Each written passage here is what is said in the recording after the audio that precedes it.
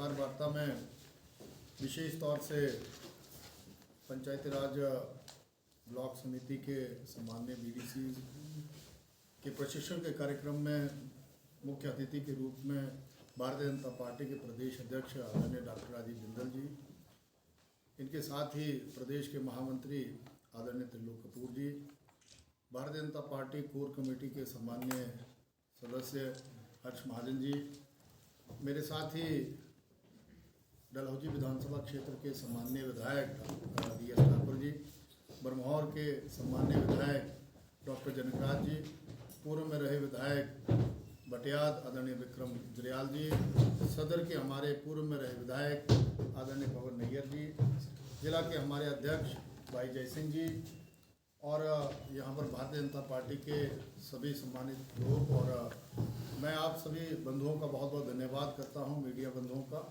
कि हम लोगों ने आपसे आग्रह किया था और विशेष बातचीत करने के लिए माननीय प्रदेश अध्यक्ष आदरणीय बिंदल जी आए हैं। वो सारा वृतांत जो है वो रखेंगे।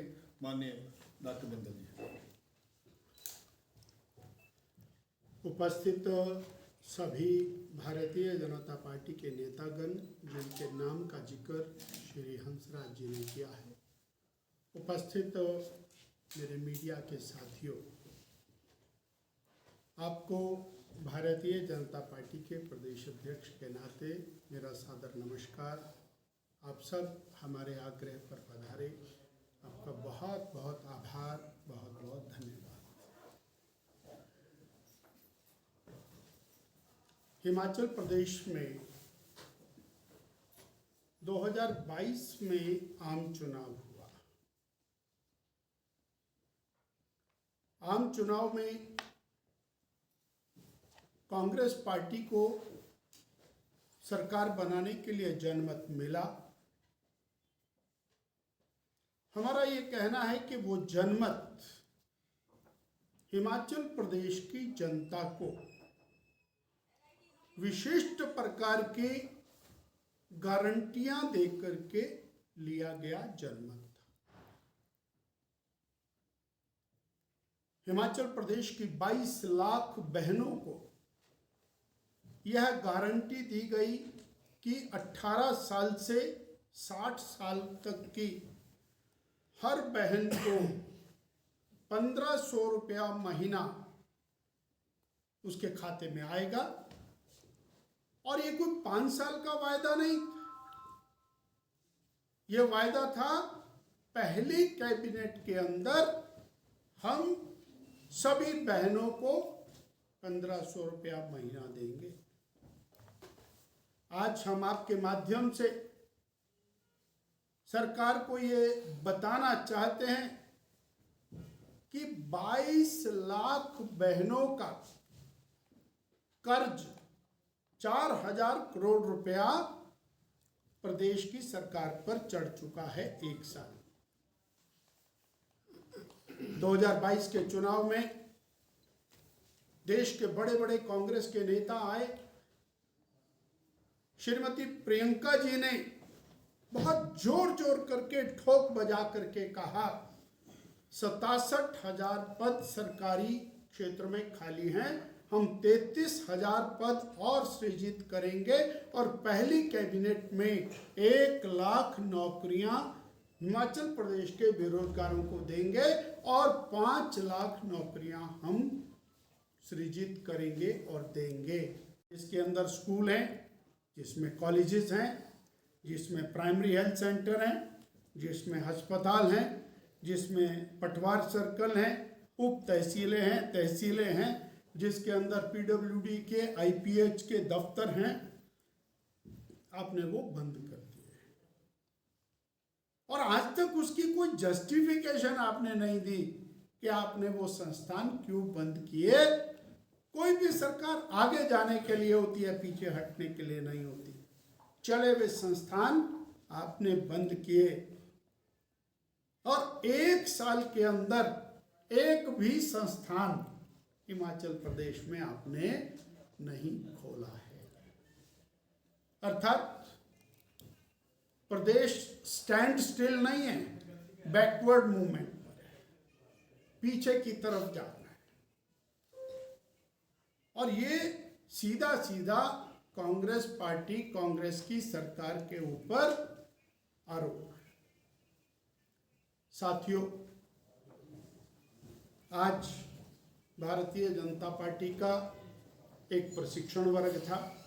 उस वर्ग के अंदर एक विषय हमने रखा जो मैं आपके साथ और आपके माध्यम से हिमाचल की जनता के साथ साझा करना चाहता हूं। आज पूरा भारत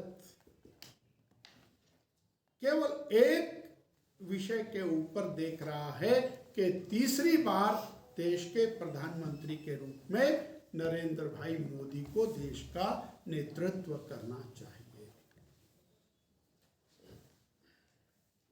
और उसके पीछे वजूहात हैं, उसके पीछे कारण, गरीब कल्याण की जितनी मैसिव योजनाएं मोदी जी ने चलाई वो न भूतो न भविष्यति। 3.5 करोड़ गरीबों को पक्के मकान देना, 80 करोड़ गरीबों को 3 साल तक मुफ्त में राशन देना, लगभग 23 करोड़ परिवारों को नल से स्वच्छ जल उपलब्ध करा देना, 11 करोड़ लोगों यानी 50 करोड़ व्यक्तियों के लिए आयुष्मान कार्ड बना के 5 लाख रुपए का स्वास्थ्य बीमा करा देना। ये ऐसे काम हैं जिन्होंने आम जनमानस के जीवन को सरल बनाने में मदद की है। जहां इंफ्रास्ट्रक्चर डेवलपमेंट हुआ, जहां पर और medical colleges, Indian institute of management, all India institute of medical sciences, ऐसे संस्थानों को बना करके एमबीबीएस की सीटें, पीजी की सीटें, इन सीटों को बढ़ाते हुए शिक्षा के अंदर विस्तार, वहीं पर आज सामरिक दृष्टि से भारत मजबूत हुआ है। हमारी मिलिट्री, हमारी एयरफोर्स, हमारी नेवी, उसको मजबूत करने का काम किया है और हम दुनिया की महाशक्ति के रूप में खड़े हुए। अंतर्राष्ट्रीय पॉलिसी के अंदर हमने पाकिस्तान को पीछे छोड़ करके उसकी चर्चा को बंद कर दिया। के ऊपर किसी देश की हिम्मत नहीं होती कि वो पाकिस्तान की चर्चा करे। वो कश्मीर जहां पर पत्थरबाजी होती थी, आज वहां तिरंगा फहराया जाता है ड्यू टू नरेंद्र भाई मोदी। 450 साल तक भारत के नागरिक अपने जीवन को होम करते आए। श्री राम जन्म स्थान के ऊपर भव्य राम मंदिर बनना चाहिए। आज वो शांति से भव्य राम मंदिर बन रहा है और 2024 के शुरू में जिसका लोकार्पण हुआ है। आज गर्भगृह में पूजा कर रहे हैं मोदी जी श्री राम जन्म स्थान के ऊपर। जहां भारत सांस्कृतिक रूप से आगे बढ़ा है, जहां भारत इंफ्रास्ट्रक्चर में आगे बढ़ा है, जहां भारत सुरक्षा में आगे बढ़ा है, जहां भारत गरीब कल्याण में आगे बढ़ा, वहीं भारत आर्थिक दृष्टि से दुनिया में 11वें पायदान के ऊपर खड़ा था, आज 5वें पायदान के ऊपर आकर के खड़ा हुआ है। इन कारणों से भारत तीसरी बार मोदी जी को देश का प्रधानमंत्री देखना चाहती है और वही संकल्प आज चंबा जिला भारतीय जनता पार्टी के कार्यकर्ताओं ने लिया है। हम बूथों को मजबूत करेंगे, बूथों में भाजपा को मजबूत करेंगे और मोदी जी को तीसरी बार देश का प्रधानमंत्री बनाने के लिए संकल्पबद्ध होंगे। इसके अंदर स्कूल हैं, जिसमें कॉलेजेस हैं, जिसमें प्राइमरी हेल्थ सेंटर हैं, जिसमें अस्पताल हैं, जिसमें पटवार सर्कल हैं, उप तहसीलें हैं, तहसीलें हैं, जिसके अंदर पीडब्ल्यूडी के, आईपीएच के दफ्तर हैं, आपने वो बंद कर दिए। और आज तक उसकी कोई जस्टिफिकेशन आपने नहीं दी कि आपने वो संस्थान क्यों बंद किए। कोई भी सरकार आगे जाने के लिए होती है, पीछे हटने के लिए नहीं होती। चले हुए संस्थान आपने बंद किए और 1 साल के अंदर एक भी संस्थान हिमाचल प्रदेश में आपने नहीं खोला है। अर्थात प्रदेश स्टैंड स्टिल नहीं है, बैकवर्ड मूवमेंट पर है, पीछे की तरफ जा रहा है। और ये सीधा सीधा कांग्रेस पार्टी, कांग्रेस की सरकार के ऊपर आरोप है। साथियों, आज भारतीय जनता पार्टी का एक प्रशिक्षण वर्ग था। उस वर्ग के अंदर एक विषय हमने रखा जो मैं आपके साथ और आपके माध्यम से हिमाचल की जनता के साथ साझा करना चाहता हूं। आज पूरा भारत केवल एक विषय के ऊपर देख रहा है कि तीसरी बार देश के प्रधानमंत्री के रूप में नरेंद्र भाई मोदी को देश का नेतृत्व करना चाहिए। और उसके पीछे वजूहात हैं, उसके पीछे कारण। गरीब कल्याण की जितनी मैसिव योजनाएं मोदी जी ने चलाई वो ना भूतो ना भविष्यति। 3.5 करोड़ गरीबों को पक्के मकान देना, 80 करोड़ गरीबों को 3 साल तक मुफ्त में राशन देना, लगभग 23 करोड़ परिवारों को नल से स्वच्छ जल उपलब्ध करा देना, 11 करोड़ लोगों यानी 50 करोड़ व्यक्तियों के लिए आयुष्मान कार्ड बना के 5 लाख रुपए का स्वास्थ्य बीमा करा देना। ये ऐसे काम हैं जिन्होंने आम जनमानस के जीवन को सरल बनाने में मदद की है। जहां इंफ्रास्ट्रक्चर डेवलपमेंट हुआ, जहां पर और medical colleges, Indian institute of management, all India institute of medical sciences, ऐसे संस्थानों को बना करके MBBS की सीटें, PG की सीटें,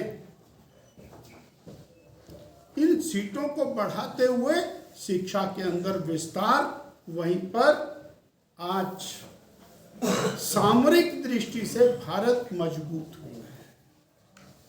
हमारी मिलिट्री, हमारी एयरफोर्स, हमारी नेवी, उसको मजबूत करने का काम किया है और हम दुनिया की महाशक्ति के रूप में खड़े हुए। अंतर्राष्ट्रीय पॉलिसी के अंदर हमने पाकिस्तान को पीछे छोड़ करके उसकी चर्चा को बंद कर दिया। महीने के बाद स्थिति ये आई है कि 10,000 लोगों को नौकरी से हाथ धोना पड़ा है। उसके अंदर आउटसोर्स कर्मी है, उसके अंदर अस्पताल कर्मी है। आपने पंचायती राज के लोगों को बड़े जोर जोर से उनके धरनों पर बैठ करके कहा हम आपकी मांगे पहली कैबिनेट में पूरी करेंगे। आज उनको नौकरी से बर्खास्त करने का फरमान जारी किया। किसानों को आपने कहा हम 100 रुपया लीटर दूध आपका लेंगे, 2 रुपया किलो गोबर लेंगे, 10 किलो दूध लेंगे और एक निश्चित आमदनी एक किसान को हम देंगे। लगभग 32,000 रुपए महीने की निश्चित आमदनी हम किसान को दूध के माध्यम से देंगे। आज तक कुछ नहीं हुआ। आपने कहा कि 300 यूनिट बिजली के हर परिवार को हम मुफ्त में देंगे, अर्थात 300 यूनिट बिजली का कोई बिल नहीं आएगा। वो 125 भी गोड़ हो गए जो जयराम ठाकुर जी की सरकार ने, बीजेपी की सरकार ने दिए थे। आपने कहा था महंगाई बहुत ज्यादा हो गई। जयराम ठाकुर जी ने 7 रुपया और GST हटा दी, वैट हटाया डीजल के ऊपर से। आपने 7.5 रुपया वैट बढ़ा दिया, 1500 करोड़ रुपया केवल डीजल के वैट के ऊपर प्रदेश की सरकार कमा चुकी है। महंगाई जो डायरेक्ट बढ़ी है, जो इनडायरेक्ट बढ़ी है, दोनों आपने प्रदेश के माध्यम से बढ़ाई है। आपने राशन की दालें महंगी की, राशन का तेल महंगा किया, आपने डीजल महंगा किया, आपने इंडस्ट्री की बिजली महंगी की, आपने और रोजमर्रा के इस्तेमाल की चीजों को महंगा किया। 2022 के चुनाव में आपने कहा था 6,700 करोड़ या 700 करोड़ रुपए का युवाओं के लिए फ्लोटिंग एक कैप रखेंगे, जिसके माध्यम से उनका रोजगार सृजन होगा और वो भी पहली कैबिनेट में दे दिया जाएगा। तो 700 करोड़ के हाथ आप बार बार बोलते हो कि ये हमारी सरकार, पिछले कल स्टेटमेंट दी है कि हमारे पास एक फूटी कौड़ी नहीं है। हमारा ये आरोप आपके माध्यम से कि हिमाचल की जनता को आपने चुनावी लुभावने गारंटियां दी और भारत के बाकी राज्यों में जाकर के कहा कि हमने गारंटियां पूरी कर दी हैं। आपने कर्नाटक के चुनाव में जाकर के कहा हमने गारंटी पूरी कर दी है। आप राजस्थान के चुनाव के अंदर जाकर के कहने वाले हैं कि हमने गारंटियां पूरी कर दी हैं। यानी हिमाचल की जनता को आप लगातार और डिसीव कर रहे हैं। हिमाचल की जनता को आप एक साल के अंदर कुछ नहीं दे पाए। दूसरा विषय, कोई भी सरकार बनती है विकास के लिए बनती है। विकास के नाम पर आपने हिमाचल प्रदेश को दिया जो संस्थान पिछली बीजेपी की सरकार ने खोले थे, आपने वो धड़ाधड़ बंद।